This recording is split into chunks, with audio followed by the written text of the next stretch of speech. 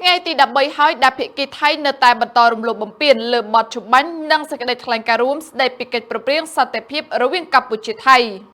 បច្ចុប្បន្នភាពអំពីស្ថានភាពនៅតាមបន្ទាត់ព្រំដែនកម្ពុជាថៃពាក់ព័ន្ធទៅនឹងករណីកងកម្លាំងយោធាថៃបន្តកាប់បាញ់ប្រហារនិងឈ្លានពានមកលើអធិបតេយ្យកម្ពុជានៅទិសយុទ្ធភូមិភាគទី4និងយុទ្ធភូមិភាគទី5គិតមកដល់ថ្ងៃទី19ខែធ្នូឆ្នាំ2025ដែលជាថ្ងៃទី13ហើយភាគីថៃនៅតែបន្តរំលោភបំពានលើបទចម្បាញ់និងសេចក្តីថ្លែងការណ៍រួមស្តីពីកិច្ចព្រមព្រៀងសន្តិភាពរវាងកម្ពុជានិងថៃដែលភាគីកម្ពុជានិងភាគីថៃបានចុះហត្ថលេខាកាលពីថ្ងៃទី26ខែតុលាឆ្នាំ2025ស្ថានភាពនៃ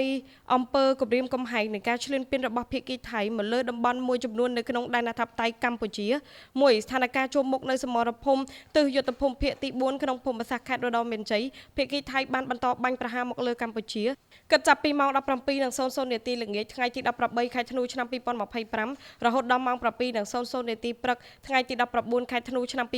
2025ចាប់ពីម៉ោង 20:00 នាទីល្ងាចថ្ងៃទី18ខែធ្នូឆ្នាំ2025យោធាថៃបានបាញ់កាំភ្លើងធំចូលភូមិសាស្ត្រប្រាសាទតាមាន់និងដំណាក់ស្ដេចរហូតដល់ម៉ោង 5:00 នាទីព្រឹកនេះទើបស្ងប់ស្ងាត់ចំពោះស្ថានភាពនៅក្នុងភូមិសាស្ត្រផ្សេងទៀតដែលមានសភាពស្ងប់ស្ងាត់ក៏ប៉ុន្តែកងកម្លាំងរបស់យើងបន្តតាមដានយ៉ាងយកចិត្តទុកដាក់និងប្រុងប្រយ័ត្នខ្ពស់ជានិច្ចពីស្ថានភាពជួមមុខនៅសមរភូមិទិសយុទ្ធភូមិភាគទី5និងក្នុងភូមិសាស្ត្រខេត្តបន្ទាយមានជ័យនិងខេត្តពោធិ៍សាត់ភាគីថៃបានបន្តបាញ់ប្រហារមកលើកម្ពុជាគិតចាប់ពីម៉ោង 17:00 នាទីល្ងាចថ្ងៃទី18ខែធ្នូឆ្នាំ2025រហូតដល់ម៉ោង 9:00 នាទីព្រឹកថ្ងៃទី19ខែធ្នូឆ្នាំ2025ថ្ងៃទី18ខែធ្នូឆ្នាំ2025ម៉ោង 17:28 នាទីយោធាថៃបានបន្តប្រើប្រាស់ដ្រូនពំក្បាលគ្រាប់ទម្លាក់នៅភូមិសាស្ត្រថ្មដាថ្ងៃទី19ខែធ្នូឆ្នាំ2025ម៉ោង 4:54 នាទីយោធាថៃបានប្រើប្រាស់កម្លាំងបាញ់រះនៅភូមិសាស្ត្រអូភ្លុកដំរីម៉ោង 5:41 នាទីយោធាថៃបានប្រើប្រាស់កាំភ្លើងធំបាញ់ចេញពីនាវាចម្បាំងនៅភូមិសាស្ត្រថ្មដាម៉ោង 6:01 នាទីយោធាថៃបានបាញ់ផ្លោងចូលភូមិសាស្ត្រភូមិព្រៃច័ន្ទម៉ោង 6:45 នាទីយោធាថៃបានប្រើប្រាស់ដ្រូនខ្នាតធំហោះរំលោភលើដែនអធិបតេយ្យរបស់កម្ពុជានៅភូមិសាស្ត្រឃុំថ្មដាម៉ោង 7:42 នាទីយោធាថៃបានបាញ់ផ្លោងចំនួន5គ្រាប់ចូលផ្ទះប្រជាជនស្លូតត្រង់ស្ថិតនៅក្នុងភូមិបន្ទាយមានរិទ្ធឃុំគោករមៀតស្រុកថ្មពួកខេត្តបន្ទាយមានជ័យម៉ោង 8:48 នាទីយោធាថៃបានបាញ់ផ្សែងពុលនៅក្នុងភូមិសាស្ត្រភូមិជោគជ័យខេត្តបន្ទាយមានជ័យ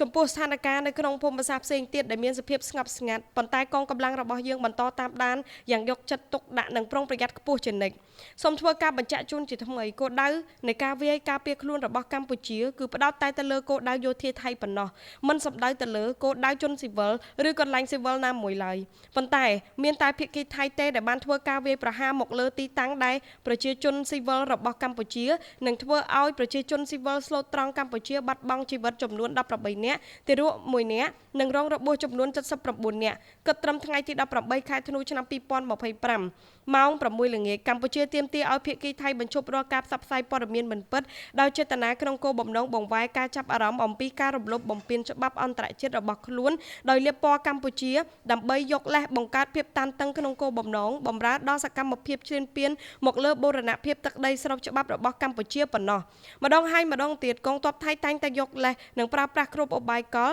ដើម្បីលាក់កំបាំងទង្វើឈ្លានពានរបស់ខ្លួនមកលើអធិបតេយ្យនិងបូរណភាពទឹកដីរបស់កម្ពុជាដោយបំពានយ៉ាងកម្រៅទៅលើច្បាប់អន្តរជាតិទង្វើឈ្លានពានរបស់កងទ័ពថៃមកលើកម្ពុជាដ៏ឃោរឃៅរួមទាំងប្រើប្រាស់អាវុធយុទ្ធបករធនធ្ងន់និងកម្រិតបំផ្លាញខ្ពស់ដូចជាយន្តហោះចម្បាំងនាវាចម្បាំងកាំភ្លើងធំគ្រប់ប្រភេទគ្រាប់បែកចង្កោមសែងពុលដ្រូនគ្រប់ប្រភេទអាវុធធនធ្ងន់ជាច្រើនទៀតមកវាយប្រហារលើកម្ពុជាជាពិសេសទៅលើជនស៊ីវិលនិងបេតិកភណ្ឌដែលជាសម្បត្តិរបស់មនុស្សជាតិបានបញ្ជាក់យ៉ាងច្បាស់ក្រឡែតថាថៃគឺជារដ្ឋដែលបំពានច្បាប់អន្តរជាតិជារដ្ឋដែលបំផ្លាញសន្តិភាពនិងសន្តិសុខមិនត្រឹមតែរវាងជាមួយកម្ពុជាប៉ុណ្ណោះទេប៉ុន្តែតំបន់ទាំងមូលដើម្បីបម្រើមហិច្ឆតាឈ្លានពានមិនចេះឆ្អែតឆ្អន់របស់ខ្លួនមកលើប្រទេសដែលតូចនិងខ្សោយជាងខ្លួនប៉ុណ្ណោះ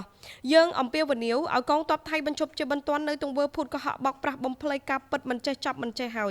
យងាកមករកមាគ៌ាសន្តិភាពឡើងវិញតាមរយៈការបញ្ឈប់ទង្វើឈ្លានពានរបស់ខ្លួនគោរពបទឈប់បាញ់ ដែលខ្លួនបានបំពេញនិងអនុវត្តឡើងវិញនៅសេចក្តីថ្លែងការណ៍រួមស្តីពីសន្តិភាពរវាងកម្ពុជាថៃ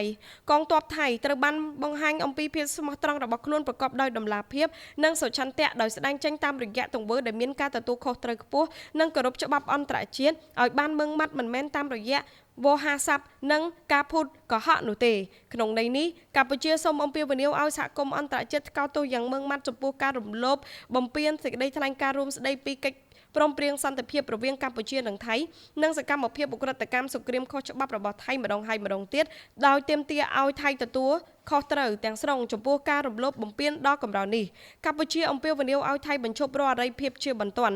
ដោយដកកម្លាំងចេញពីដែនអធិបតេយ្យរបស់ខ្លួននិងជៀសវាងសកម្មភាពឈ្លានពានដែលគំរាមកំហែងដល់សន្តិភាពនិងស្ថិរភាពនៅក្នុងតំបន់សូមគូបញ្ជាក់ផងដែរថាគិតរហូតមកដល់ពេលនេះវីរៈកងទ័ពវីរៈនគរបាលកម្ពុជាបាននឹងកំពុងបន្តឈរជើងយ៉ាងរឹងមាំស្វាហាប់មោះមុតនិងនៅតែតស៊ូប្រយុទ្ធយ៉ាងស្វិតស្វាញតតាំងជាមួយសត្រូវឈ្លានពាននៅគ្រប់សមរភូមិទាំងអស់ក្នុងការបំពេញតួនាទីរបស់ខ្លួនដើម្បីការពារបូរណភាពទឹកដីរបស់កម្ពុជាយើងក៏បញ្ជាក់ឡើងវិញនៅសិទ្ធិស្វ័យការពារដែនអធិបតេយ្យរបស់យើងដោយដែលមានចែងនៅក្នុងច្បាប់អន្តរជាតិដើម្បីការពារបូរណភាពទឹកដីប្រជាជនរបស់យើងទោះក្នុងតម្លៃណាក៏ដោយ